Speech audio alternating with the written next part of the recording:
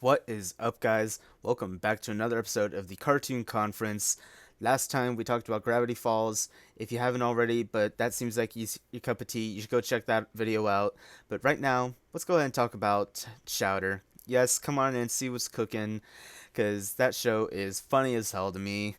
Like past few shows I've talked about them because of them being a bit more serious. But Chowder, you know what? That stuff's just funny, man. Like that's just one of those things where you don't watch it because it's serious. You watch it because it's funny. And this might be an unpopular opinion, but I'm just gonna go ahead and start things off with this. I feel like Chowder is what the Amazing World of Gumball wishes that it were, because I feel like Amazing World of Gumball, they just do like all kinds of stupid stuff, hoping that it comes off as being funny, but it feels like they're trying too hard.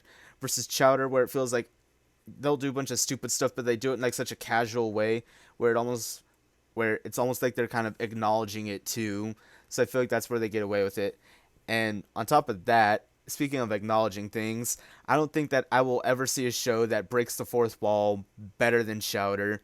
One of the most infamous moments of my childhood will be the episode when Chowder, Mung, and Schnitzel started spending all of the money that they had in the money box, and then they literally ran out of money for animation. So then it just cuts to the voice actors, and they're saying, "How are we going to make more money?" And then it literally shows the voice actors having a car wash to make back the money for the animation. That will forever be one of the funniest things I have seen in my life. I don't care. I literally don't. That stuff is just always funny. The way they break the fourth wall. There's like whenever Chowder drew on the screen and then Gazpacho erased it, and then he's like, "Hey, what about that one?" And it's the Cartoon Network logo, and he's like, "Yeah, that doesn't go away. I tried." Like they just do it so well, and it's such a great lineup of voice actors like Dwight Schultz as Mung Dahl. That's always amazing. John DiMaggio, one of the greatest voice actors of all time, basically just has to say Rada, still does it so well. Tara Strong as Truffles, Dana Snyder as Gazpacho. I mean, like, oh my goodness. And the show's still impacted me to this day. Like, every now and then I'll still go back and watch episodes of Chowder, and it affects me in Pokemon. Like every time I have a Swinub, Piloswine, or Mamoswine, I nickname it Gazpacho. Every time I have a Regirock, I nickname it Schnitzel. Like this stuff just stays with me because it was always just so funny. And I remember whenever it first came on, I'm like, yo, this is kind of weird, but I really enjoyed it. And I remember one time back in elementary school when we were in the computer lab doing something for a class, but my friend and I were done. We didn't have anything to do. Like we were on his computer, we just logged on to the Cartoon Network site and we just watched an episode of Chowder, and like that was just so freaking funny. It was just one of those things where my friends and I would reference it all the time back in elementary school because it was only on for a few years anyway, which I will always say is a freaking travesty.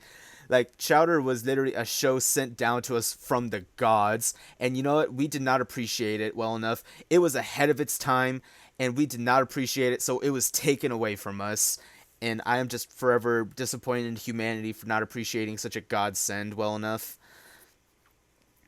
Like you just have Chowder where he's just this kid who loves to eat all the time. He's just always saying some stupid stuff, but you know what? Like he's just a funny little kid. Like he even jokes about like, "Oh, what am I? Am I a rabbit? Am I a bunny? What am I? Somebody label me." And then you have Mung, who's just the ladies' man, but he always fails. He's got the nice mustache. I don't have a mustache right now. I've shaved, but I also can't grow facial hair well. But I'm moving on. And then Schnitzel, you know, just this big, strong guy, the kind of guy where it's like, oh, he does nothing wrong, but everyone makes fun of him. Truffles, who just barks orders at everyone.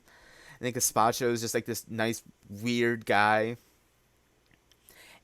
And then, I don't know, I think it's just kind of funny the way that they treat Schnitzel so poorly. There was literally the episode where he got tired of being treated like crap and everyone walking over him, so he decided to start acting like a kid. And then Chowder had to do all the work, so then Chowder started to act like a baby, and then Schnitzel acted like a baby. So then they got sent to this daycare, and then Gazpacho was there too. And then there's the episode whenever Gazpacho had to move in with them, and then they're like, "Oh, let's see if we could get rid of him. What's the one thing annoying as Gazpacho? A second Gazpacho." So then it just gets worse and worse and worse. And the Truffles, there's the episode whenever everyone got tired of her voice because it was always so annoying and naggy. So she got a knob that changed her voice, and it was like this really nice, soothing voice. But then no one took her seriously. And you have Schnitzel, who's even like, "Oh, I'm so calm." Now the audience can finally understand me. Yo, my name's Schnitzel. All right. And then they're just like, nah, we don't like it. Oh my gosh, poor Schnitzel. And then I remember reading that because Dwight Schultz did the voice of Mung Doll, they were actually going to do an episode that was basically going to be like the A-Team, where Mung was going to be framed for a crime that he didn't commit, so he'd have to call in some of his friends from this old gang, and it was going to be voiced by other members who were in the A-Team, and I cry myself to sleep that that didn't happen. That would have been amazing. That would have been the funniest episode ever. And then you have someone like Gorgonzola, where he's just a douche, but like he's still just funny, always making fun of Chowder, just always being like, "Hey, what's up, Pudge?" Then you have Panini, like the thirstiest kid ever. Like she kind of scary sometimes though. Like you see moment where it's like Chowder and Gorgonzola got in the way of her performance, and then she freaking mauled him to death. One of my favorite episodes of all time, though, is Panini for President. She just goes up on stage saying, I elect myself as president. I hereby declare child marriage legal. Gorgonzola's like, nah, you can't just announce yourself as president. And then he makes Chowder run, and then they it just goes all out. And then Panini's just like, Chowder, Gorgonzola is not your friend. He's like a villain or something. And then you see him come in wearing like a mask and cape. And then Chowder's like, a villain. Oh my gosh, I just love this show so much. It's just always so much fun. And then you have and then you have the heist whenever they try to steal that stuff from underneath Endive's house. And then they have the code names like you have Gazpacho, he's Mama's boy. You have Truffle, she's the mouth. Oh my gosh. It's just so great. And then like you have just the moments whenever like Endive is inconsistent in her size. It's like, oh, she's like slightly taller than Mung, and then it's like you have moments where she's the size of a mountain. Like you have the episode whenever you see her toilet and it's enormous, like large enough that Gazpacho and Chowder can flush themselves down it. You see Endive's literally as big as a mountain. Apparently Gazpacho had been in her bathroom before. Oh my gosh, it's just so great. Like it's just so amazing. Oh man, I'm just reliving so many great memories. Like it was on for so few, like for such a little amount of time, but it really could have gone on for so much longer. And it's one of those things where I talked about regular show, how every now and then my dad would watch it and he might get a kick out of it every now and then, but nah, Chowder is one of those things where my parents were like, "What the heck is going on?" I remember one point I was like, "Hey mom, could you please watch this with me? Come on mom, why aren't you watching it with me?" And then she's like, "I'm sorry, I just don't get it." And I look back and I'm like, yeah, I get how she didn't get it, because Chowder is one of those shows where it really is just the epitome of being episodic. Like hardly anything plays into anything else. Like basically the only thing that feels like it's not completely episodic is whenever they bring in some random character. It's like, oh hey, it'd probably be good to have the context on who that is. Oh my gosh, it's so great. It's just so great. It's just bringing back memories of doing the nominees back in elementary school. Like Chowder definitely got brought up a lot. It's just so great. Oh my gosh, it's just so amazing. It's such a good show. I just can't think of that much to say bad about it. I guess maybe just some things being like, oh, it's just the random episode where it didn't really tickle my fancy, but it's like, okay, with a show like Chowder, that's bound to happen. I mean, they just do so much. It's just so great. Oh my gosh, it's just such a great show. I just love talking about it so much. I really wish that I knew more people that watch Chowder, at least nowadays, because obviously elementary school through high school, I had some friends who watched it, but now, like, you just don't talk about that kind of stuff. It's hard to just go up to someone at college and be like, hey, you watch Chowder? Oh man, but it's just so good. And then just someone like Endive, like one of probably the best moments for Endive was whenever she pranked Mung, like made this fake order where it's like, oh, I'm gonna have to spend all the money, but with how much this order costs, I'll be fine.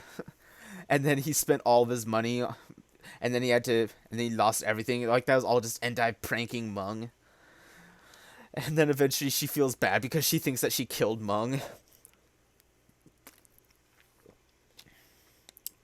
And then in the finale, whenever it turns out that Endive actually married Schnitzel, and then Schnitzel's just depressed by the whole thing. But then finally, it's like he comes to terms with it, where it's like, oh, hey, it's not so bad. In the finale, though, that I remember like really feeling sad, because I remember watching it probably like 8:30 whenever it came on. And it's like this was during the school year, so it's like, oh, I probably should have been focusing on doing homework. But I was just sad. I'm like, dude, it was on for such a short amount of time, but it was just so good, like seeing it wrapped up like that. I like it was nice because it definitely felt very conclusive, but dude, I was sad, especially because it's like the finale is just it starts off with Chowder as a kid, and he starts singing a song about how he doesn't want to grow up, and then he sings the same note for 30 years, and then it's like out of nowhere it just flashes forward to the future, and then Chowder's an adult, and Mug's like, yeah, I'm retiring. Where it's like, I don't know, I love the finale, but it's like it feels kind of bittersweet, where it's like, oh, you never really got to have that conclusion to Chowder as a kid. Like, you never really got to see him grow up. It's just like, hey, Chowder goes from being like 10 years old to 40 years old. But then, honestly, though, one of the funniest things ever really is in the final moments of the finale when it's like, and Chowder finally accepted his fate and married Panini. And then you see him have a bunch of kids. They have like 50 kids now. And then you see Chowder about to kiss Panini. But then young Chowder comes and he's just like, no, stop. I reject this future. It is evil. And then Panini, as a child, comes in and starts following him around, like trying to kiss him, saying, like, oh, look at our babies. Oh my gosh, it's such a great show. Like, there will never be a show that breaks the fourth wall as well as Chowder does. It's just too good at it. Like, they just do it in such a smart way. And then there's the episode whenever Chowder, like, Chowder's brain got a lot bigger, so he became smart, and he's like, oh, we're in a cartoon. Like, he became self-aware, and then he's like, all the foods here don't make sense. These aren't real, like, none of these are names of real foods. So he's like, I'm gonna use my brain power to make the show smarter, and it just becomes boring. Oh my gosh, it's just so great. I can't stop talking about how great it is. Oh my goodness. And then just like I said, Gazpacho just always out there doing some random stuff. And then like whenever you see like Gazpacho's voice actor and other stuff, and I'm just like, oh my gosh, I immediately just think of Gazpacho. Like, he actually voiced a minor character in Adventure Time, and then he's Master Shake and Aqua Teen. And it's like every time I hear the voice, I just always think back to Gazpacho because he's just such an awkward guy. Oh my goodness. And then just young Mung, whenever we meet Mung's old cooking master, and then you see the flashback. You see how he first starts becoming interested in ladies, and then they go back in time to try to change it so that Mung actually succeeded. And then like Chowder's obsessed with young Mung, and then he brings him back to the future. Oh my gosh, I just can't stop. Like I want to talk about specific things, but like it's hard to talk about because there's no like real plot development. There's no character development. Like it really is just episode by episode. So like all you could do is just talk about so many great episodes that happen in it. I don't know, like I said, with Schnitzel, like he's just a serious guy, like just super chill. But then every now and then he has his random moments. Like I can't help but root for Schnitzel sometimes. And then there's like all the way near the beginning of the show whenever Schnitzel took Chowder to the bank, and he's just tired of all the BS that's going around. Like he's just trying to deposit a check. Like he's just trying to chase a bag. But then Chowder gets in the way, everyone else gets in the way, there's long ass lines, some guy tried to rob the place, and then Schnitzel just turns around and just hits him with a, like his face was just super serious. He's like, I'm not having it, sir. You could turn around, take your plunger, get out of here. And then he finally deposits his check, and then he leaves, and then Chowder's like, wait, Schnitzel, I never got to deposit my money. Oh, dude. Like, Schnitzel was put through the works. And then someone like Mung, it's like every now and then I feel like I quote him, I'll just be like, ladies. I mean, I'm obviously not a ladies' man. If I'm doing it, I'm being sarcastic. Like, I may say it to, like, my mom and her friends, where it's like, first of all, they never get the reference, but then, two, it's like, it's literally just for the hell of it, just to be funny. And then someone like Truffles, it's like, I don't know. I remember it was probably just a few years back when I first realized that Tara Strong did the voice of her. I was just like, whoa, that's kind of hard to pick up on. And then I listened very closely. I'm like, yeah, she's very versatile. I could picture it. And then Oh my goodness. Oh, there's just so much. Like I said, I'd say the only thing I could really speak poorly about is just really if there's just some random one-off episode where it just wasn't really as funny to me as the others. But I'm sure that every single episode of Chowder I could still watch and I could still find funny. Like, honestly, that's how I would describe it. There's probably not an episode of Chowder that I truly dislike. They're probably just episodes that I don't remember as well as the others because they just weren't as funny.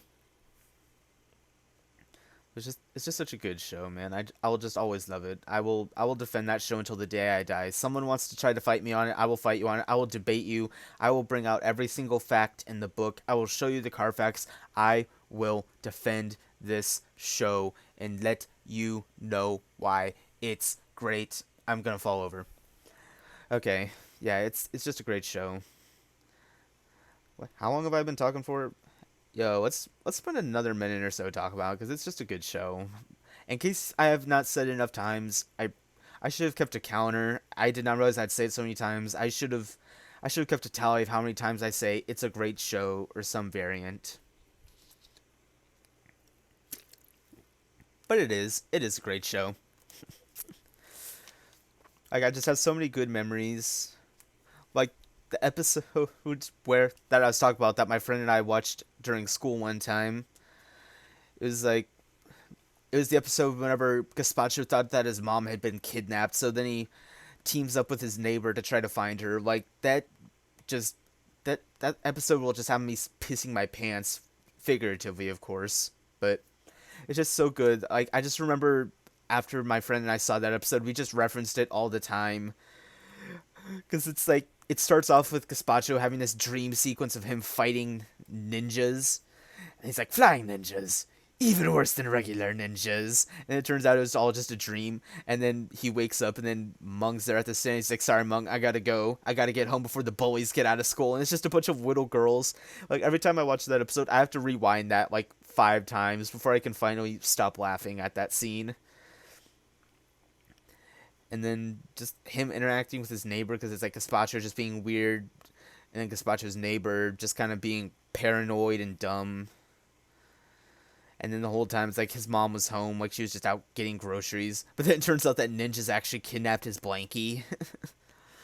uh, I just love it. It's always a good show.